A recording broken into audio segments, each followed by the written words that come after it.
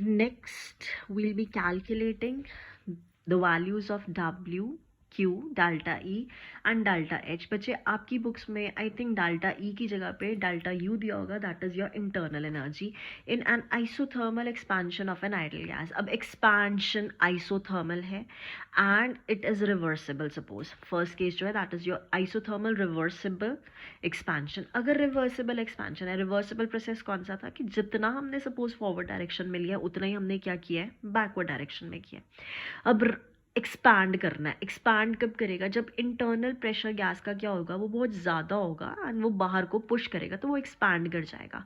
But वो इतना होना चाहिए कि जितना वो एक्सपैंड कर रहा है बाहर वाला प्रेशर उसको उतना ही कंपनसेट कर रहा है, तो आपके पास वो रिवर्सिबली प्रोसेस हो रहा है. तो इस केस के लिए हमने एक्सप्रेशन जो है वो डिराइव करने हैं. तो सबसे पहले हमारे पास आता है expression for the work of expansion. अब इस केस के लिए हमने क्या एज्यूम किया कि लेट पी जो है that is the pressure of the gas with in the system that is the undergoing that is isothermal expansion.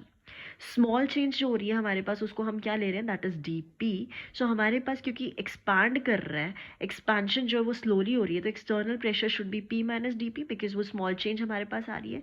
तो वर्क डन का फॉर्मूला क्या था, माइनस पी डी वी. तो instead of writing it as minus P D V हम उसको क्या लिख रहे हैं, that is curly W that is equals to minus brackets में P minus D P into D we.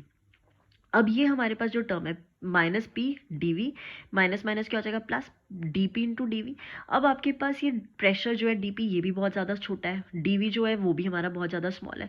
दो स्मॉल क्वांटिटीज़ को मल्टीप्लाई करोगे तो उसको हम निगलेक्ट कर सकते हैं. तो आपके पास क्या बच जाता है, that is curly W which is equals to minus P D we.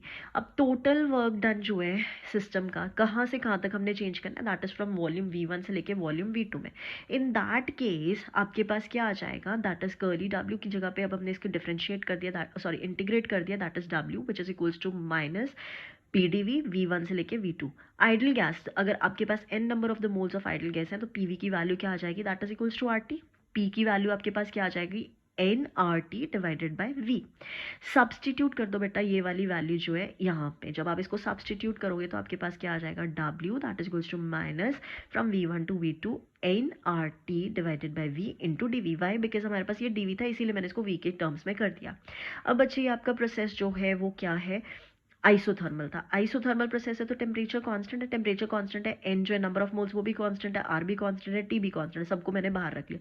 अंदर आपके पास क्या बच रहा है, that is equals to D V divided by V from V one से लेके वी टू.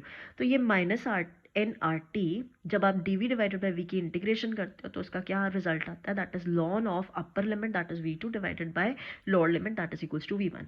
लॉन को जब आपने लॉग में कन्वर्ट करना है तो आप उसको किसके साथ मल्टीप्लाई कर देते हो, 2.303 के साथ. सो आपके पास क्या इक्वेशन बन जाएगी, that is W which is equals to minus 2.303 nRT log of V2 divided by V1. अब इसी आइसोथर्मल प्रोसेस को जिसमें आपने टेम्परेचर कांस्टेंट रखा है बॉयल्स लॉ के अकॉर्डिंगली कर देते हैं. बॉयल्स लॉ में हमारे पास क्या डेरिवेशन आई थी या पिछले साल या पिछले सेमेस्टर में जो हमने पढ़ा था, that is at constant temperature P1 V1 that is equals to P2 V2. P1 V1 that is your initial pressure and initial volume. P2 V2 they are your final pressure and your final volume.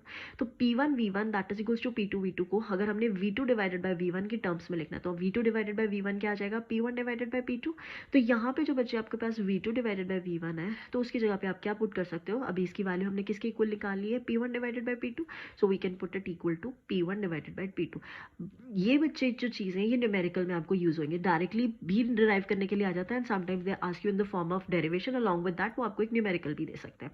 So in short हम work done जो होगा उसकी value क्या आ जाएगी, that is minus 2.303 N R T log of V2 divided by V1 which is equals to minus 2.303 N R T log of P1 divided by P2.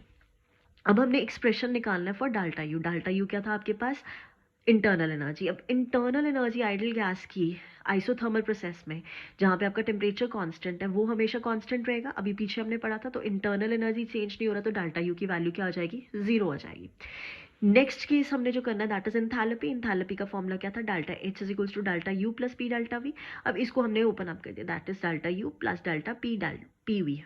Idol gas के लिए PV की value किसकी equal थी, NRT, तो हमने PV की जगह पे क्या सब्सटीट्यूट कर दिया, दैट इज एनआरटी, तो delta U plus delta NRT, so delta U plus delta NRT, या हम इसको क्या लिख सकते हैं, delta U plus NR delta T. अभी हमने ऊपर क्या प्रूफ किया है, दैट डेल्टा यू की वैल्यू क्या है, जीरो, क्योंकि हमारे पास जो है वो आइडल गैस है, आइडल गैस में इंटरमोलिकुलर फोर्सेस ऑफ इंट्रैक्शन जो है वो नेग्लिजिबल है। अगर इंटरमोलिकुलर फोर्सेस ऑफ इंट्रैक्शन जो है वो नेग्लिजिबल है, दैट मीन्स इंटरनल एनर्जी जो है वो भी इसमें कोई चेंज नहीं होगा, तो दैट मीन्स इंटरनल एनर्जी की वैल्यू क्या है, वो जीरो है, तो डेल्टा यू की वैल्यू क्या आ गया आपके पास, जीरो। आइसोथर्मल प्रोसेस था तो डेल्टा टी की वैल्यू क्या है, zero, so anything multiplied by zero is also zero, so this is zero, this is zero, तो डेल्टा एच की वैल्यू भी क्या आ जाती है, that is equals to zero. Next हमने करना है that is expression for Q, that is heat absorbed. First law of thermodynamics के अकॉर्डिंगली क्यू की वैल्यू क्या होती है, that is delta U minus W. अभी हमने ऊपर प्रूव कर दिया दैट डेल्टा यू की वैल्यू क्या है, that is equals to zero, so ये हमारा जीरो हो जाएगा, तो क्यू की वैल्यू क्या आ जाएगी, माइनस डब्ल्यू। अभी बच्चे ऊपर डब्ल्यू की वैल्यू हमने क्या निकाला था, दैट इज माइनस 2.303, चाहिए वाला ले लो, n R T log of V two divided by V one, that is equals to minus 2.303 N R T log of P one divided by P two. अब ये वाली इक्वेशन देखो, this is Q is equals to minus W, यहाँ पे already आपके पास एक minus sign है, तो माइनस माइनस क्या हो जाएगा, प्लस, तो आपके पास यहाँ पे जो क्यू आ जाएगा उसकी वैल्यू क्या आ जाएगी, 2.303 nRT log of V2 divided by V1, that is equals to 2.303 nRT log of P1 divided by P2। तो इनमें से आपको एक पूरा का पूरा फुल फ्लेश्ड क्वेश्चन जो है वो एक्सपेक्टेड होता है, तो इसको अच्छे से आर्टिकल को कर लीजिएगा।